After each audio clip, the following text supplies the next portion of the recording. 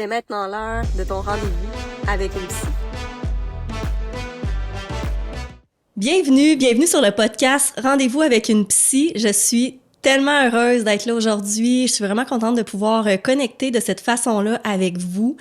Pour le premier épisode, j'avais vraiment envie d'y aller en simplicité, de pouvoir vraiment que vous allez vous apprendre à me connaître à travers mon histoire, à travers mes expériences. Donc, j'avais envie de vous en dire un petit peu plus sur moi. Donc, je suis psychologue depuis 2011, psychologue de formation. Je suis aussi maman de 3 enfants. Et à travers l'épisode d'aujourd'hui, j'avais vraiment envie de vous expliquer un petit peu plus mon parcours, mais aussi qu'est-ce qui m'a amené à aujourd'hui, ma mission de vie, à ce que j'ai envie de partager, que ce soit sur les réseaux sociaux, à travers mes programmes d'accompagnement avec mes clientes. Donc, j'ai envie de vous expliquer vraiment ce parcours-là pour mettre des mots sur ce qui se passe pour nous, mais aussi faire le parallèle avec ce qui se passe dans notre société actuelle. Donc, on commence tout simplement. Donc, j'ai toujours été une humaine, une personne qui adore les contacts humains, qui est très curieuse de nature, qui aime vraiment comprendre qu'est-ce qu'il y a derrière certains comportements. Donc, j'ai souvent été quelqu'un d'introverti, quelqu'un qui est beaucoup plus en observation, mais vraiment d'un côté de bienveillance, un côté empathique aussi. Donc, j'ai toujours eu ça à l'intérieur de moi. C'est pas pour rien que je suis allée en psychologie, vous allez me dire, c'est exactement ça. Et à travers mon parcours, à travers mes expériences de vie, ça m'a amené tranquillement pas vite vers la psychologie. Mais ce que je trouve important de parler aujourd'hui, c'est que quand tu arrives en psychologie à l'université, puis c'est sûrement comme ça dans d'autres domaines, que ce soit la médecine ou d'autres domaines contingentés, c'est que c'est extrêmement exigeant. Et je vous dirais même que c'est par moments malsain, parce qu'il y a une culture de compétition, il y a une culture très, très, très exigeante. Il faut avoir des notes, il faut avoir des A continuellement. C'est très difficile de se rendre au doctorat. Donc, ce qui fait en sorte que les étudiants en psychologie sont tous en anxiété de performance. Ils vont vivre énormément d'anxiété, d'épuisement, burn-out à travers ça. Donc, c'est particulier quand on y pense, quand on regarde ça avec un petit peu plus de recul, cette culture-là qu'il y avait déjà sur les bancs d'école à l'université. Et ce qu'il faut dire, c'est que moi, à la base, j'allais là-dedans de manière très, très naïve parce que j'ai un côté aussi très créatif. J'ai toujours aimé les arts, j'ai toujours dessiné quand j'étais petite. C'était comme mon refuge où est-ce que je m'exprimais beaucoup à travers l'art, le dessin, la peinture. Donc, j'ai ce côté-là aussi de créativité qui est extrêmement, extrêmement fort chez moi. J'ai évidemment une grande sensibilité et j'ai aussi une curiosité. Donc, au départ, dans mes études universitaires, j'allais un petit peu plus vers la communication, la publicité, les arts, ce qui finalement, ça n'a pas été du tout un domaine qui était fait pour moi. Donc, rapidement, j'ai sorti de ça. Là, j'hésitais entre l'enseignement, la psychologie. Puis, quand je suis embarquée en psychologie, je me disais, mais mon Dieu, j'aurai jamais les notes de toute façon pour rentrer au doctorat. Fait que j'allais vraiment avec d'autres options. Je me disais certainement qu'il va y avoir d'autres chemins, que ça va me mener ailleurs, tout simplement. Donc, j'allais là vraiment plutôt pour apprendre, pour nourrir mon esprit curieux de c'est quoi qu'il y a derrière ces comportements-là, comment qu'on peut comprendre ça, comment qu'on peut expliquer certaines choses chez les humains. Et dès la première année, j'ai adoré ça. Et je vais vous dire quelque chose, quand on aime vraiment quelque chose, quand on est sur notre X, ça nous dérange pas d'étudier, puis ça va bien au niveau des notes. Contrairement à quand j'étais en communication, j'étais désalignée, c'était hyper difficile pour moi d'étudier là-dedans, de comprendre les notions qui étaient enseignées. En psycho, c'était l'inverse. Par contre, j'ai eu besoin, après ma première année, j'ai étudié à l'Université Laval à Québec, de m'éloigner de ma ville natale, pour vraiment me concentrer, encore une fois, dans mon petit cocon, qui était la psychologie à ce moment-là. Donc, je suis allée à l'Université de Trois-Rivières pour tout le côté qui était énormément plus clinique qu'à Québec, qui était centré davantage sur la neuropsychologie, sur les statistiques, sur les enseignements. Donc, je me suis retrouvée ici, à Trois-Rivières, et là, ça a été vraiment un coup de cœur. Je me suis vraiment impliquée dans mes études et tout ça. Par contre, ça venait avec du stress, ça venait avec une pression énorme, ça venait avec toutes sortes de choses au travers qui quand je me rends compte aujourd'hui que ça a été quand même assez intense comme parcours, et souvent, c'était pas suffisant. Si j'avais pas des bonnes notes, il fallait reprendre, par exemple, un cours pendant l'été. Il a fallu que j'arrête de travailler l'été, justement, pour me concentrer juste sur mes études. Et évidemment, qu'ils te demandent tout qu'un CV, là, pour rentrer au doctorat. Ils vont te demander des expériences de bénévolat en relation d'aide. Donc, je me suis mis à travailler dans des laboratoires de recherche en psycho, à faire du bénévolat au travers. Donc, tout ça pour vous dire que quand je suis sortie après ces nombreuses années-là d'études, j'étais complètement vidée. Complètement vidée. Vraiment, je pense que j'ai fait un épuisement à ce moment-là. Je pense que je peux mettre des mots là-dessus. Juste le son de ma radio, juste d'écouter la radio, c'était too much, trop d'informations pour moi. C'est comme si le corps a fait un shutdown à ce moment-là parce que là, c'était terminé. J'avais plus besoin d'être sur l'adrénaline tout le temps. Et Dieu sait que je ne suis pas la seule à avoir passé à travers ces années-là de cette manière-là. Donc, en anxiété de performance, en anxiété, en épuisement. Il y en a qui ont pris des années de break, qui ont rallongé le parcours. Il y en a qu'après leurs études, ils ont complètement arrêté pour faire autre chose, ou du moins pour partir en voyage ou faire une pause. Mais tout ça pour vous dire cette pression-là qu'on peut vivre par moment à certaines périodes de notre vie. Et là, ce qu'il faut dire, c'est que tu sors de l'université plus vieux que prévu, parce que c'est des nombreuses années d'études. Donc, ça s'enchaîne. Tu as le goût de travailler, tu as le goût de faire des sous, tu as le goût de vivre des expériences de travail. Tu as le goût également de rapidement fonder ta famille, de t'acheter une maison, etc. C'est ce qui s'est passé pour moi, donc j'ai pas pris vraiment de pause. Et j'ai eu des expériences dans le réseau de la santé, autant en centre jeunesse, travailler avec des familles. Ça, j'ai travaillé quelques mois, je vous dirais, là. Et j'ai travaillé aussi en santé mentale adulte au milieu public. J'ai eu des contrats aussi en psychiatrie. Mais à travers toutes ces expériences-là, j'ai toujours fait de la clinique privée un petit peu aussi à côté parce que je me disais, moi, un jour, c'est sûr que j'aurai ma clinique privée. C'est ça qui me parle le plus. J'aime ça travailler avec monsieur, madame, tout le monde, qui n'ont pas nécessairement des gros diagnostics, mais qui veulent évoluer, qui veulent grandir, qui veulent faire du développement personnel. C'est ça qui me parle le plus. Je suis une fille très intuitive et c'est ce que ma petite voix me disait. Mais je l'ai pas écouté très longtemps. Pourquoi? Par insécurité. C'est souvent ça, hein? Quand on a peur de foncer, on a peur d'aller vers des chemins plutôt inconnus, il y a toute l'insécurité qui monte, les peurs, qui font en sorte que des fois, tu peux rester dans certains contextes de vie, dans certaines relations, dans certaines situations un peu trop longtemps. Mais l'être humain est tellement bien fait qu'il nous envoie des signaux d'alarme. Des signaux d'alarme, que ce soit au niveau émotionnel, que ce soit au niveau du corps physique ou encore au niveau cognitif. Ces alarmes-là, bien souvent, on ne les écoute pas. Pourquoi? Parce qu'on est dans une société de performance. On ne nous a pas appris à s'écouter soi-même, à regarder qu'est-ce qui fonctionne pas, à se réajuster, à se permettre de ralentir. Non, souvent, on va passer à travers ces signaux-là d'alarme et ce qui va faire en sorte que le corps va crier encore plus fort. Et quand je parle de signaux d'alarme, ça peut être, par exemple, physiquement, ça peut être des problèmes d'estomac, des problèmes digestifs, ça peut être des maux de tête, des migraines, ça peut être de tomber malade vraiment souvent, d'avoir un système immunitaire qui est plus faible. Sinon, au niveau cognitif, quand tu commences à avoir des difficultés de concentration, tu as de la misère à fonctionner, tu relis souvent tes courriels, tu peux avoir aussi des signaux comme des pertes de mémoire.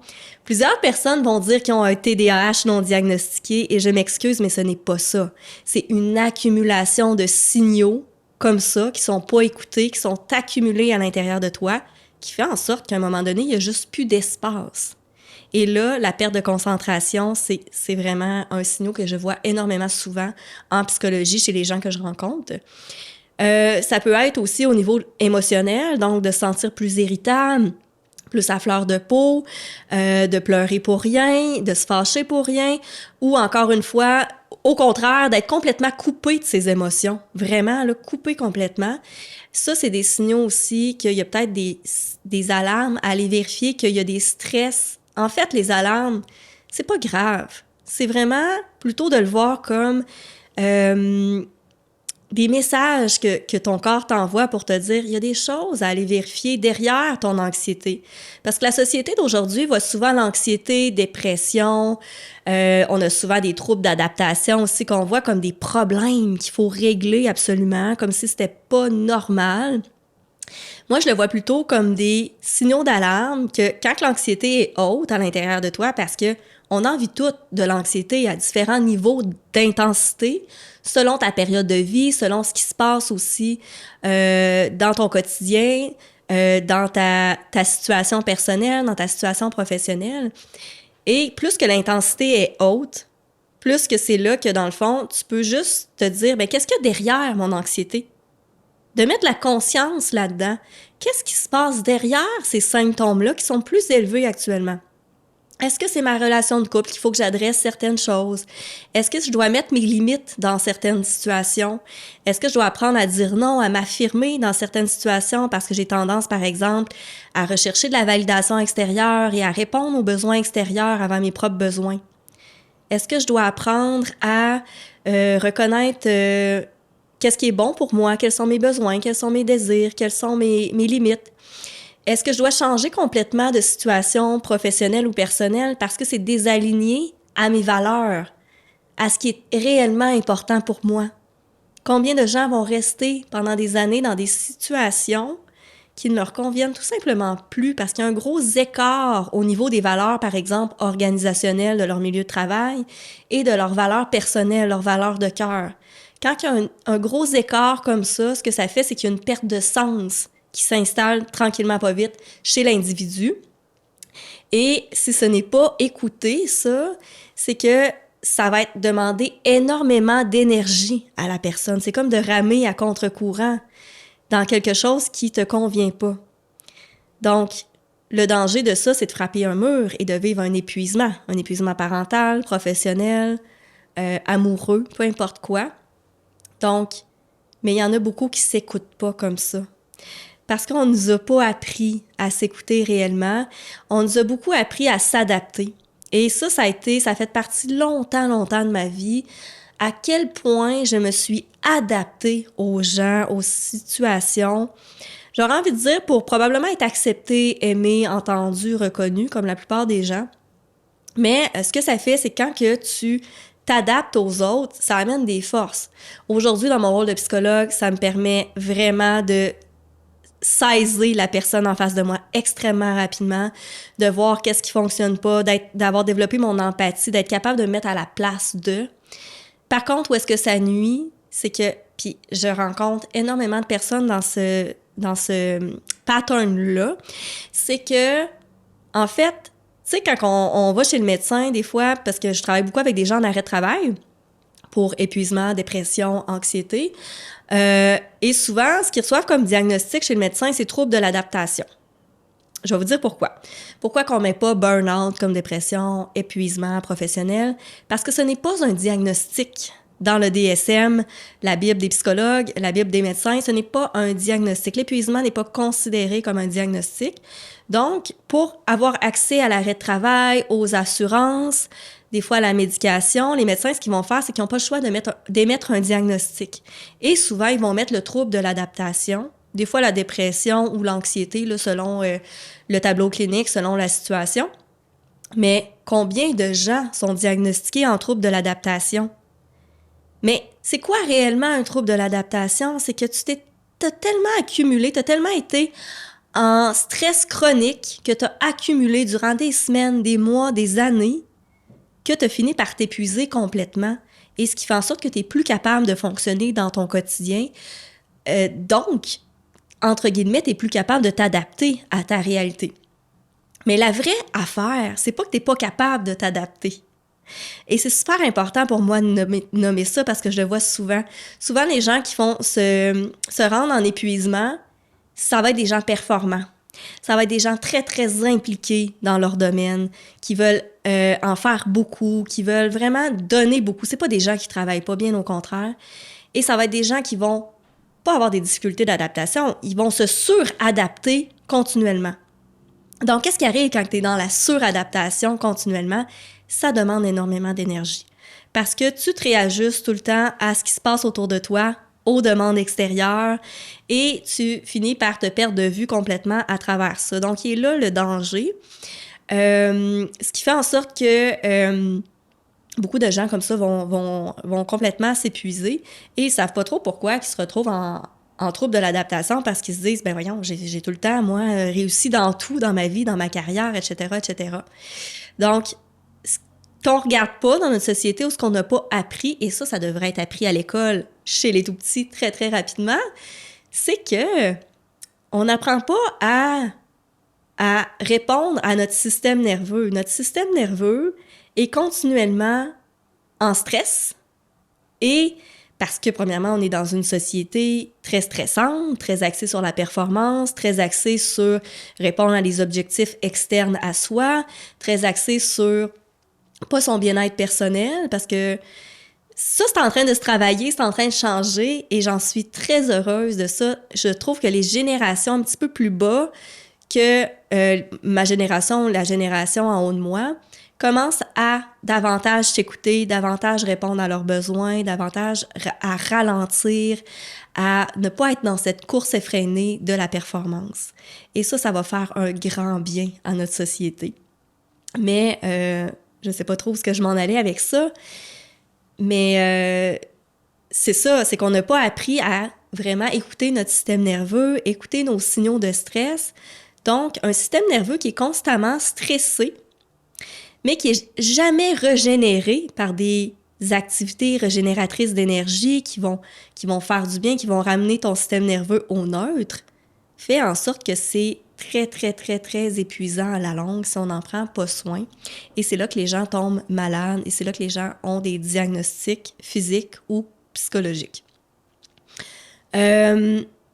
Moi, ça m'est arrivé après l'épisode du doctorat. Bon, je vous ai dit que j'ai continué à pousser la machine quand même beaucoup dans les années d'après. J'ai eu 3 enfants, j'ai travaillé dans toutes sortes d'organisations, comme je vous dis. Et quand tu commences comme jeune professionnel dans des établissements, il y a un choc de culture, de valeur par rapport à ce que tu t'étais imaginé comme idéal de ta profession, et certainement que ça fait ça dans plein d'autres domaines aussi, ce que tu as appris sur les bancs d'école, ce que tu t'imaginais de c'est quoi le rôle du psychologue en institution, par exemple, et la réalité. Parce qu'on se le cachera pas, le système de santé actuel est malade, il va pas bien, il y a un manque d'effectifs, il y a nombre d'intervenants que j'ai rencontrés qui étaient en congé maladie. Il y a aussi des listes d'attente, il y a des objectifs à atteindre, beaucoup de pression, une clientèle de plus en plus lourde et malade, ce qui fait en sorte qu'il y a quelque chose de pas sain là-dedans. Et sans compter que l'équipe de travail doit être saine, parce qu'il y en a qui sont pas saines non plus. Donc, ce qui fait en sorte que quand tu sors de l'école comme jeune professionnel, tu as quelque chose à aller te prouver. Tu as des apprentissages à faire aussi. Tu n'arrives pas du jour au lendemain bon dans ce que tu fais. Tu dois entendre, voir des gens, participer à des expériences en équipe pour vraiment te sentir bien à ta place, etc. Mais tout en gérant aussi le deuil de ce que tu t'étais imaginé comme profession. Donc, ça demande beaucoup d'énergie dans les premières années de travail, de voir qu'est-ce qui te convient, qu'est-ce qui te convient pas. Et moi, certainement que, comme je disais un petit peu peut-être par insécurité, de pas partir ma clinique privée trop rapidement, puis parce que je voulais avoir de l'expérience de travail aussi, travailler en équipe, faisait en sorte que je remettais tout le temps plus tard ce projet-là. Je le faisais un petit peu à temps partiel, mais ce qui faisait en sorte que je restais dans des environnements toxiques où est-ce que je ne me suis pas écoutée, où est-ce que j'ai ressenti un grand écart entre mes valeurs personnelles et les valeurs de l'entreprise. Donc, j'étais en perte de sens à ce moment-là, pendant quelques années, à travers des congés de maternité. Et on sait quand on devient parent, quand on devient une maman, il y a une crise identitaire aussi qui se produit à ce moment-là, qu'on parle peu, qui s'appelle la matrescence, qui a aussi des deuils sur l'identité d'avant, sur ta nouvelle identité de maman, sur justement c'est quoi ta réalité de parent, qu'est-ce qui se passe concrètement, sans compter toutes les nuits de fatigue, les nuits écourtées, et de comment ça se passe avec ton enfant. Donc, je pense que tout ça mélangé, même si c'était tout beau, et c'est la plupart des gens que je rencontre, c'est beaucoup ça, c'est que c'est pas qu'ils ont une vie qui fonctionne pas, ils ont coché bien des affaires, là, une carrière réussie, un bon salaire, une maison, une famille aimante, mais ils ressentent quand même qu'il y a quelque chose à l'intérieur qui fait en sorte qu'ils se sentent épuisés, stressés, qu'ils ressentent peut-être un vide à l'intérieur ou quelque chose de désaligné par rapport à ce qu'elles souhaitent réellement. Donc, je pense que c'est important de nommer ça aujourd'hui parce que depuis qu'on est tout petit, on est beaucoup influencé par le regard de nos parents, le regard des adultes qui nous entourent sur comment tu devrais être, qu'est-ce qui est bon, qu'est-ce qui est accepté, qu'est-ce qui est moins accepté.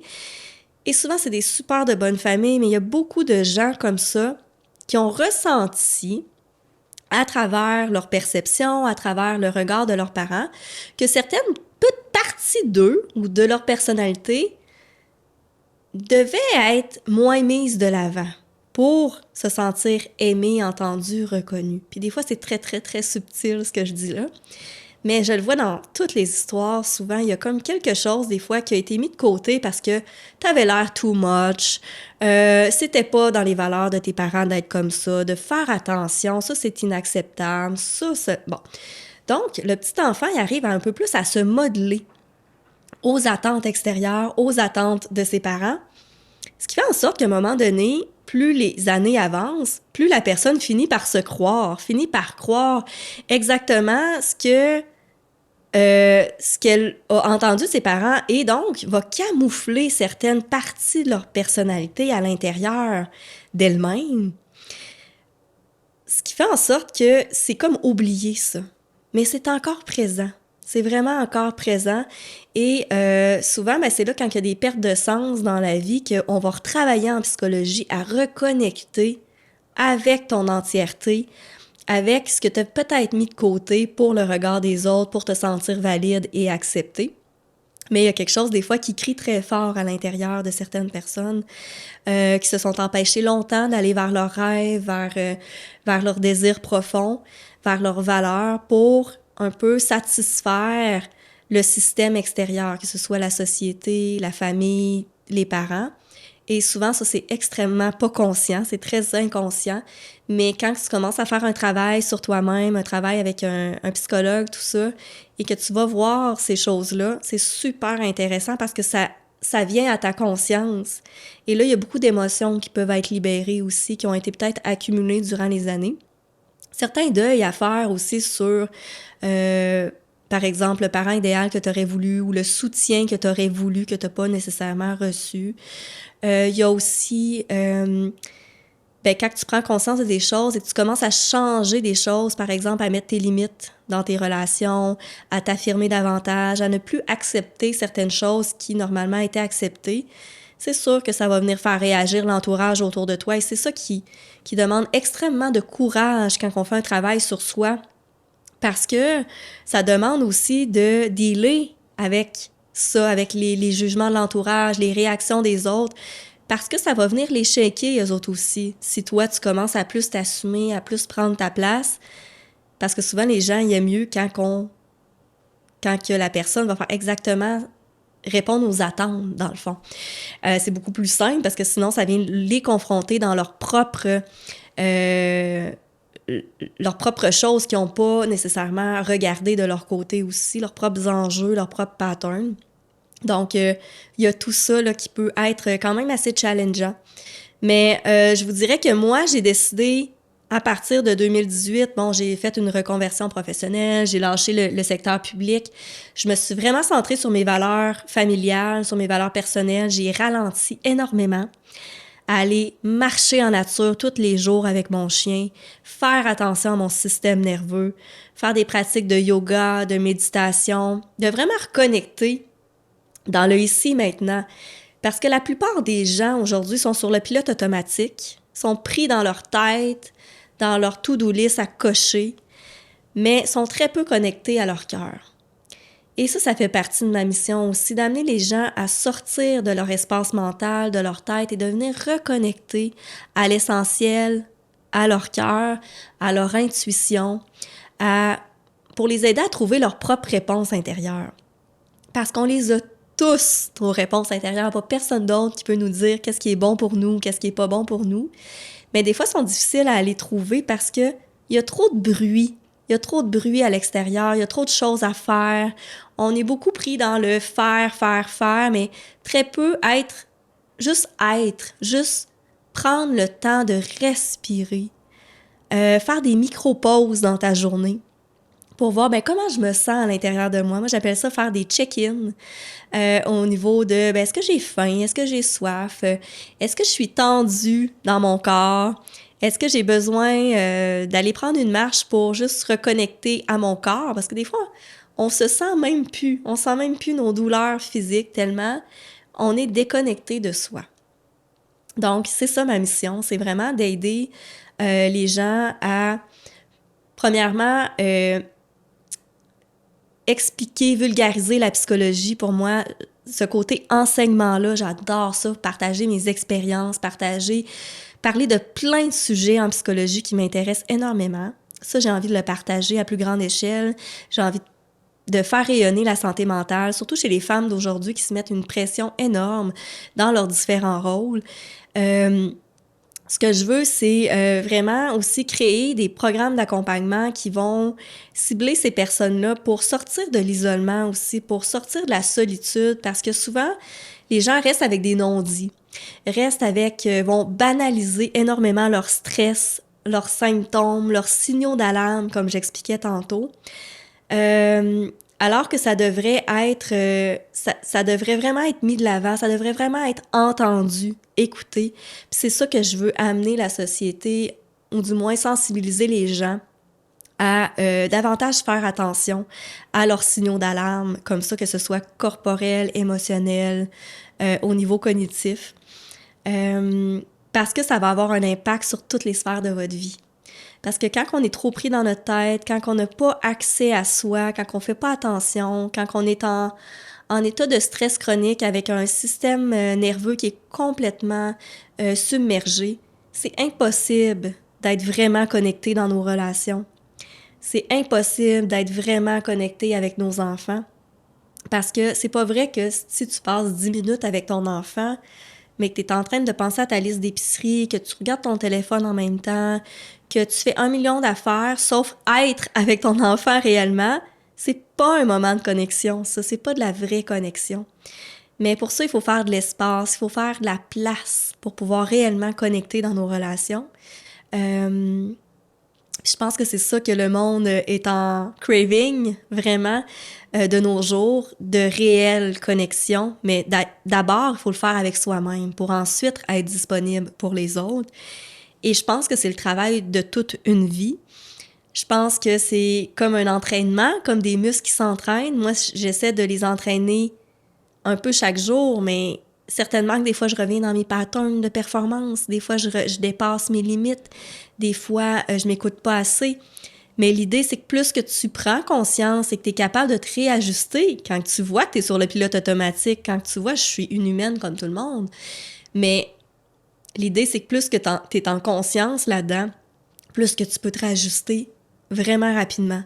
Parce que quand on n'en prend pas conscience, on peut être de même des heures, des jours, des semaines sur le pilote automatique et on est dans l'agir. Donc, on va agir les choses plutôt que de vraiment se recentrer sur soi puis de dire « OK, là, peut-être qu'il faudrait que j'ajuste des choses dans telle sphère de ma vie en ce moment pour me sentir davantage mieux avec moi-même. » Donc, c'est ça que j'avais envie de vous dire. Tu sais, j'ai vraiment envie de partager des choses, que ce soit au niveau de votre vie personnelle ou votre vie professionnelle. Je pense que c'est important de se poser les bonnes questions.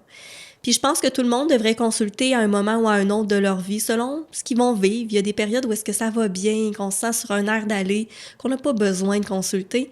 Mais à d'autres moments, ça peut être super pertinent pour venir s'asseoir avec soi-même et de se poser les bonnes questions, d'aller voir sont où nos angles morts, quel pattern qu'on est en train de répéter qui peut avoir malheureusement des conséquences sur notre bien-être ou sur nos relations ou sur ce qui se passe dans notre vie. Donc, voilà. Alors, c'est ce que j'avais envie de vous partager aujourd'hui dans l'épisode. Je vous souhaite la bienvenue dans mon univers et j'espère avoir d'autres belles épisodes à vous partager comme celui-ci d'aujourd'hui. Merci tout le monde. Bonne journée.